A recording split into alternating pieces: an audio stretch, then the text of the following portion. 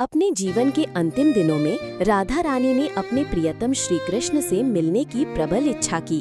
वो वृंदावन से चलकर द्वारका पहुंच गईं। वहां पहुंचकर उन्होंने देखा कि श्री कृष्ण अब द्वारकाधीश बन चुके हैं और उनका एक भव्य महल तथा परिवार है। श्री कृष्ण ने जब राधा को देखा तो वे अत्यंत प्रसन्न हुए।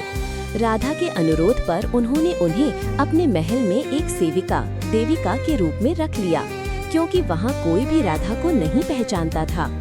महल में रहकर राधा रानी श्री कृष्ण के दर्शन तो कर लेती थीं, लेकिन उनके मन में ये बात खटकती रहती थी कि अब उनका कृष्ण से वो आध्यात्मिक जुड़ाव नहीं रहा जो वृंदावन में हुआ करता था। वे स्वयं को अधूरा और बेचैन महसूस करने लगीं। इस कारण एक दिन उन्होंने बिना किसी को बताए द्वारका का महल छोड़ दिया और अज्ञात स्थान की ओर चल पड़ीं। श्री कृष्ण को राधा के जाने का आभास था। वियोग और अकेलेपन में राधा रानी अत्यंत दुर्बल हो गईं। जब उनका अंतिम समय निकट आया तब श्री कृष्ण स्वयं उनके सामने प्रकट हुए।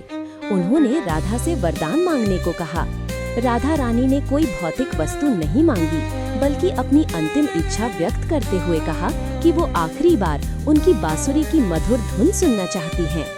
श्री कृष्ण ने अपनी बांसुरी उठाई और उसे बजाना शुरू किया। वो धुन केवल संगीत नहीं थी, बल्कि उसमें उनके संपूर्ण प्रेम, वृंदावन की यादें और वर्षों का विरह समाया हुआ था।